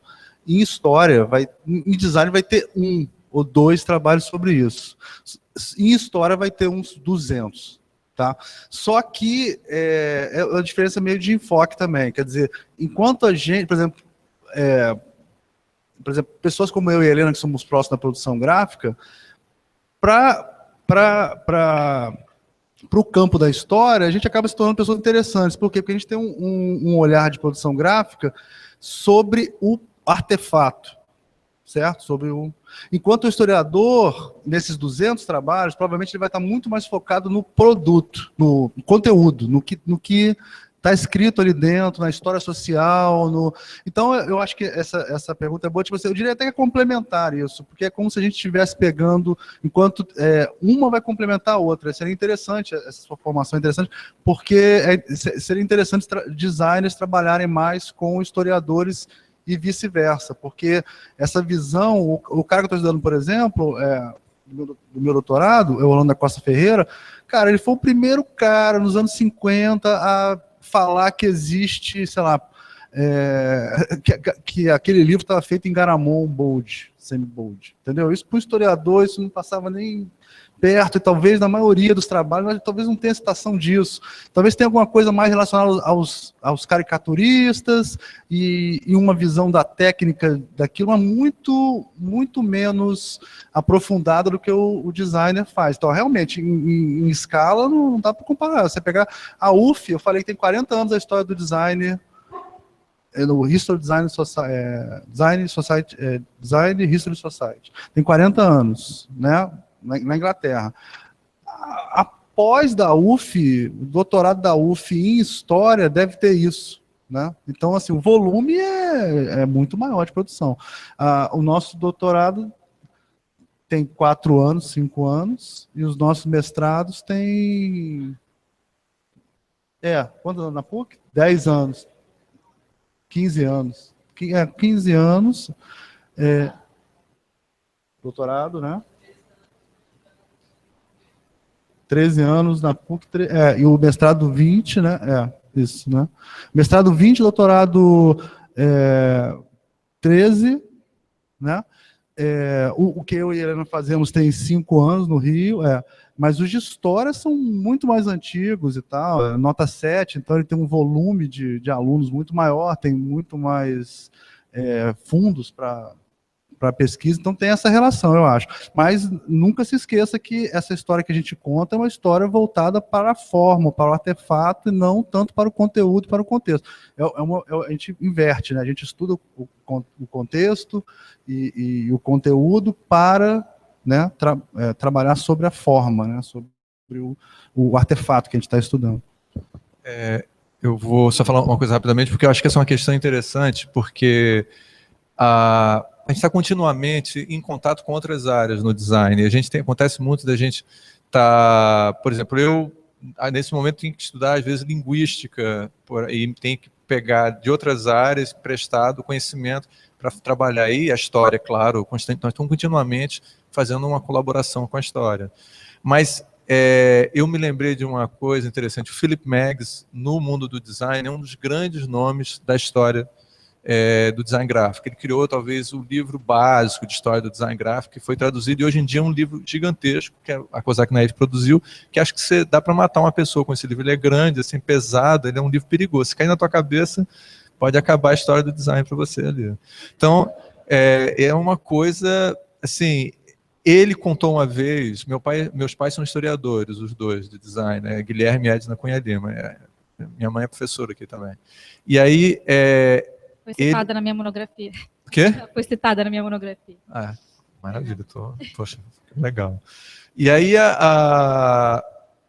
meu pai conheceu o Philip Meggs, o Meggs contou uma vez uma história que ele disse que foi dar uma palestra, e antigamente palestras eram feitas com slides mesmo, físicos, né? E aí, tinha antes um professor de história do design, de história da arte, que estava usando antes, e aí eles resolveram, o Philip Meggs ofereceu, assim, vamos usar o mesmo equipamento aqui, usar as mesmas caixinhas para poder trocar, né? Vamos colaborar aqui para se ajudar, para dar uma palestra para os outros. Aí ele falou assim, não quero contato com seus slides, eles vão contaminar os meus slides. Então ele disse que ele percebeu que, isso, claro, hoje em dia eu acho que mudou muito esse cenário, né? Mas ele percebeu que havia ali uma visão de que a história do design e a história da arte teria uma proximidade muito grande, e a arte estaria vendo o mundo de um certo olhar, e o design estaria num olhar que não é digno do olhar da arte, assim, porque, no fundo, o designer está vendo um olhar, talvez, pela cozinha da comunicação, né? Enquanto que, às vezes, a arte está se colocando lá no Monte Olimpo, pelo menos como esse historiador está vendo, né? Hoje eu acho que com a história social e a história da arte e as questões sociais, a gente está começando a ver o mundo de uma maneira diferente.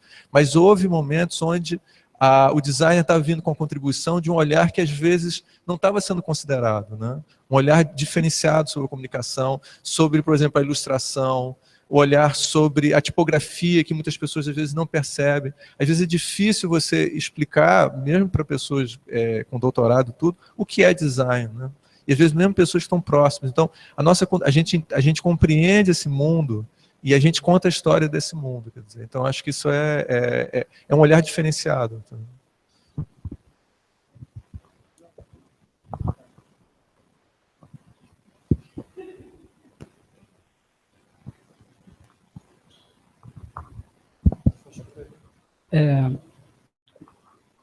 Eu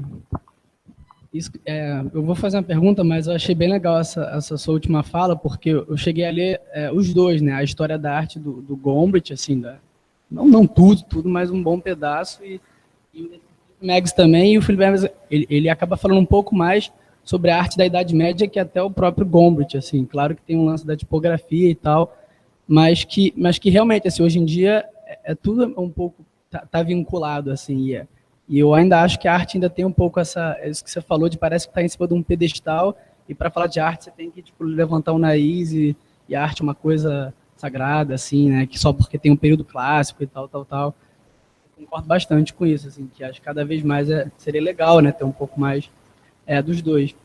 Mas a minha pergunta é relacionada mais à parte da história do design mesmo. No Brasil, porque um amigo meu, que ele é de letras, ele estava me falando que em algumas culturas orientais, infelizmente eu não lembro da referência que ele falou, se era grupos étnicos, que ao contrário do que a gente acha que a história é passado e o futuro está na frente, ele falou que para alguns grupos, não nós ocidentais, o passado está na frente, porque o passado a gente conhece, e ele tem a ver com nossas, tipo, tradições.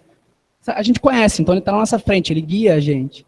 E ele falou que o futuro é desconhecido, então ele é uma coisa que a gente meio que ignora, assim, e fica meio para trás. E eu pensei que talvez, sei lá, aqui no Brasil, não sei se é porque a gente é plural pra caramba, assim, a gente tem um monte de coisa ao mesmo tempo, a gente foi colonizado aí, pô, sei lá, modernismo lá da Alemanha, não sei se esses desafios pra gente são maiores pra gente poder colocar a história do design, assim, tentar alinhar uma parte prática, pô, mostrar que é importante. Tem um cara lá fazendo um negócio em Photoshop, pô, mó exagerado, cheio de decoração, mas fazer algo funcional ainda é importante, ainda é na parte prática funcional e valorizado no mercado.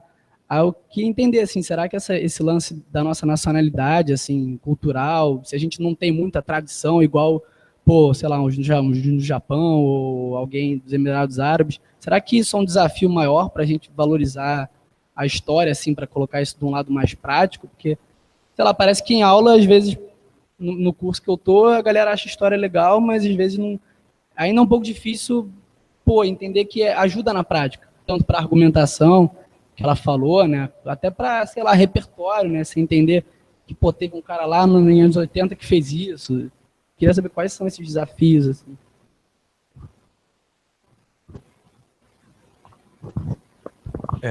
Primeiro, adorei essa imagem, né? Essa imagem de que você tem que passar para a gente essa referência. É lindo. Né? Cara, eu achei muito louco também, só que eu não sei aonde ele é de letras, né? Depois você fala com esse teu amigo e manda para a gente. Assim, essa imagem de que o que é conhecido está na frente, na nossa frente, o que a gente está vendo é quase, inclusive, parece uma visualização da história, né? Você está vendo na sua frente, e aí o que você não conhece está atrás de você, porque você não consegue ver. É lindo. Professor Carlos Machado aqui, gente, tá certo aqui. O que você falou? Professor, fala rapidinho. Não, eu também fiquei impressionado, porque eu também não tinha pensado dessa forma, porque eu acho que é natural da gente realmente não pensar, né? Às vezes você fica muito ansioso para o futuro, inovar, sei lá. É só olhar para essa marca aí. Professor Carlos Machado, por favor, no microfone, professor. Não, mas assim, engraçado quando a gente está falando isso, eu estava olhando para a marca aí, a gente estava falando... O Almir, eu gosto do Almir quando você fala, vamos tacar o pau no modernismo. Mas aí, a tela aí, ó. A marca, o professor Carlos Machado está apontando para a marca do IED. Cheio de modernismos aí. E é isso que ele disse sobre o fato de o mercado precisa, a funcionalidade é importante. Acho que vocês podiam falar mais disso, dessa coisa de até que ponto a história... trabalha isso claramente. Eu entendo essa ansiedade dele, como professor, eu entendo, toda hora. E aí? Para que é isso aqui? E a gente tem que colocar essa coisa clara para eles. Né? Então, como é que a gente coloca? Né? Essa é a pergunta. Te ajudei, eu te atrapalhei. Não, rapidinho o microfone, por favor, microfone. Eu não falei que é inútil, não, de forma alguma, mas, assim, parece que ainda é um desafio fazer isso, pô, vale a pena, não sei o quê, sabe? Nada saudosismo, não, assim, tipo, sei lá, é um desafio mesmo. Tem toda uma, vamos falar logo, tem toda uma estrutura organizacional nesse negócio, né? Por exemplo, tem certas, as graduações passam por avaliações, a professora Bianca é avaliadora e tal, dentro dessas avaliações a gente tem que o aluno é avaliado pelo que eles, dentro de um recorte de história do design, que talvez não seja o ideal para que a gente consiga levar para a sala de aula. Quer dizer, um professor de graduação, ele minimamente tem que preparar o aluno para fazer ENAD, para essas avaliações, para essa coisa toda. Com certeza seria muito mais interessante se fosse uma coisa mais livre, onde cada um, que eu falei antes, cada um pudesse estudar aquele tema que ele gostasse mais, mas esse panorama é quase obrigatório, e eu acho que realmente esse panorama é uma fotografia, né, estática, né, vertical, né, que vem de cima para baixo, e que imobiliza muito a disciplina de história, né? Quer dizer, por mais criativo que o professor seja, ele acaba tendo que passar por esse panorama. Isso é um problema fundamental, assim, né? Basilar. É um programa basilar. Agora, talvez a solução disso fosse ter uma grade que contemplasse as duas coisas, né? Que onde o aluno tivesse uma disciplina panorâmica da história do design e uma outra onde ele pudesse exercitar a história de uma maneira mais aberta. Mas aí caímos em outros problemas de carga horária, né? Então, tudo isso é muito... a gente faz o possível, os coordenadores fazem o possível, mas a gente ainda está muito engessado. Agora, só para complementar aqui, eu sei. Essa questão passa também, eu acho, por isso que eu falei da uma mentalidade de hipertexto que dificulta também essa assimilação do que é panorâmico e facilita uma assimilação do que é rizomático. Acho que tem esse sentido também, entendeu? Então, a gente está num momento de transformação, isso vai ter que mudar. Eu concordo com você. Do jeito que está, não pode continuar, né? Tem que ter uma adaptação.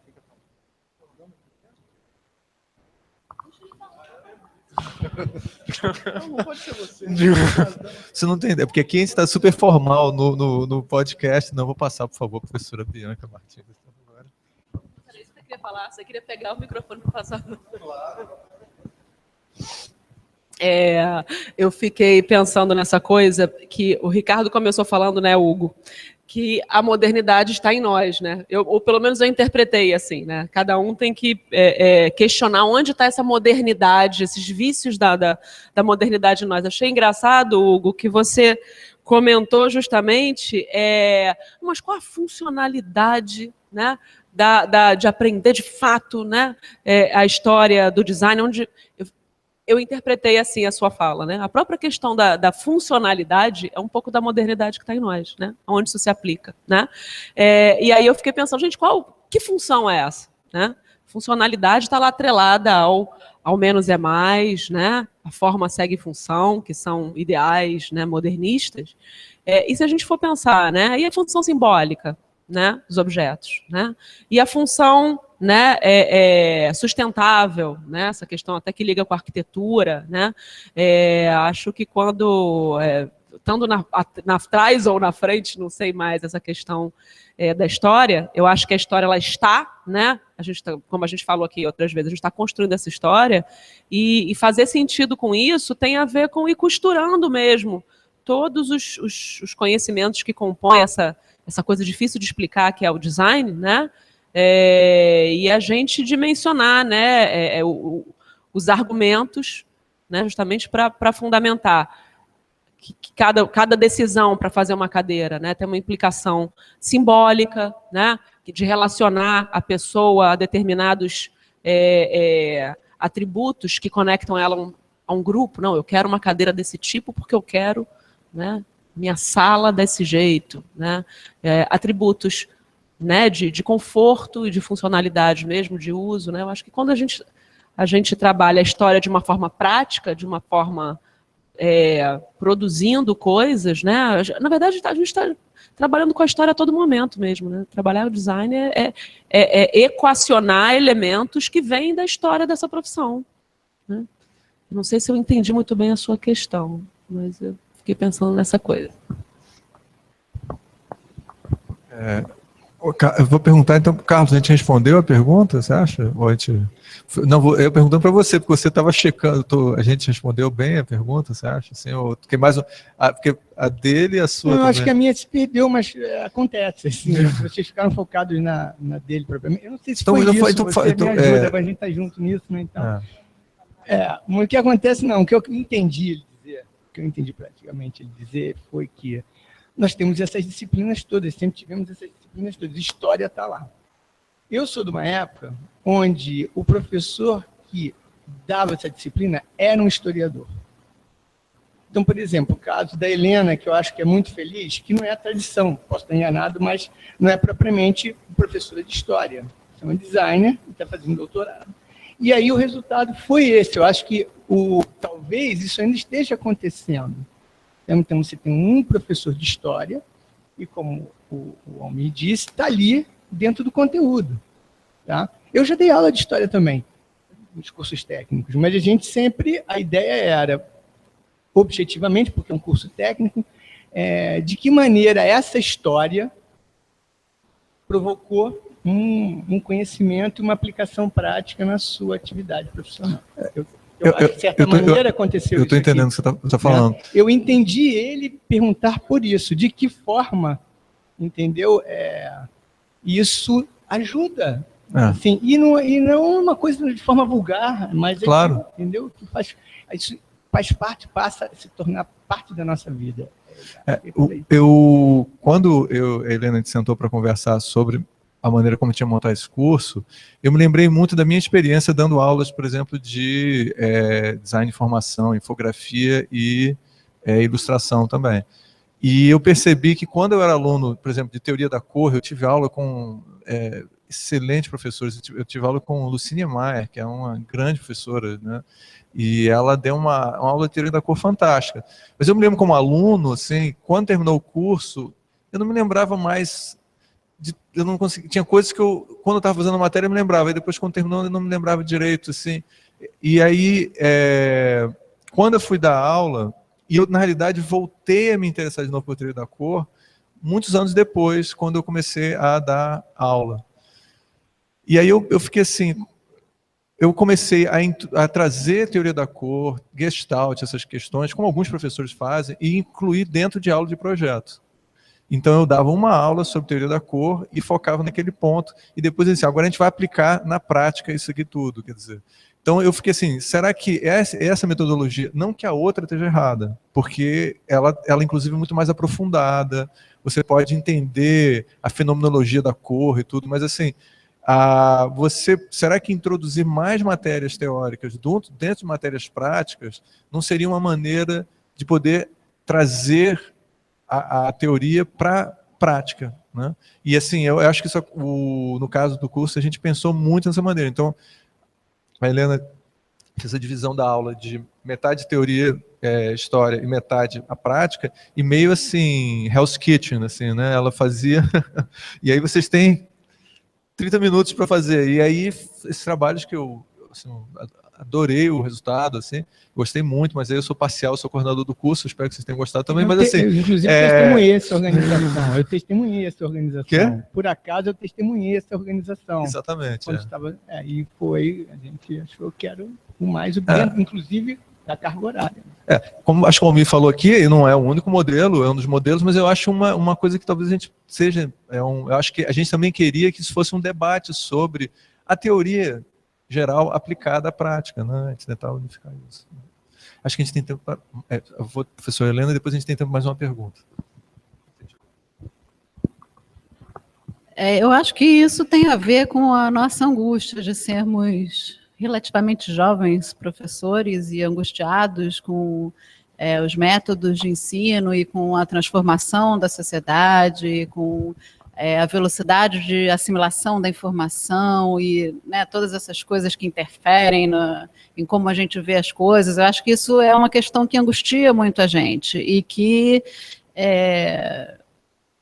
fomos alunos, continuamos sendo alunos, né? Acho que todos nós aqui continuamos estudando e a gente pensa muito sobre isso. Qual é a melhor maneira de ensinar? Como é que a gente pode otimizar esse tempo? Como é que a gente pode, talvez, reduzir o gap entre uma disciplina totalmente teórica, que você só vai ver a utilidade ou a necessidade ou entender por que ela foi tão fundamental, às vezes, muitos anos depois.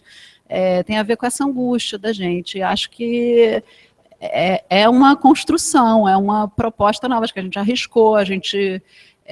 enquanto estava propondo, né, o Ricardo foi muito claro em termos do que ele gostaria, da forma como ele gostaria que essa transformação acontecesse, mas ele não sabia como. Então ele me deu a batata quente na mão e falei, Helena, você consegue resolver? E a gente discutiu com outros amigos nossos, teve um amigo nosso que falou assim, vocês estão malucos, isso não vai dar certo, não é possível fazer um exercício em meia hora que reflita um período histórico, isso não tem o menor sentido. Né? E eu acho que fez o maior sentido e a gente fica muito satisfeito quando a gente arrisca e a coisa funciona. E assim, Acho que até posso falar muito contente, porque foi uma primeira experiência que funcionou nessa primeira turma e que a gente tem resultado para mostrar, e é um resultado positivo.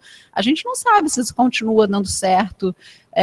Às vezes foi uma turma excelente que a gente teve também, mas faz parte do processo de busca. Eu acho que a gente precisa ver o ensino como uma experiência dinâmica, como uma experiência que não está parada, onde não tem modelos cristalizados. Eu acho que faz parte da gente estar no mundo, percebendo o mundo, tornar esse ensino uma questão dinâmica e o tempo inteiro descartar uma coisa que não dá certo e arriscar uma outra que a gente não sabe se vai dar certo ainda. Faz parte dessa busca.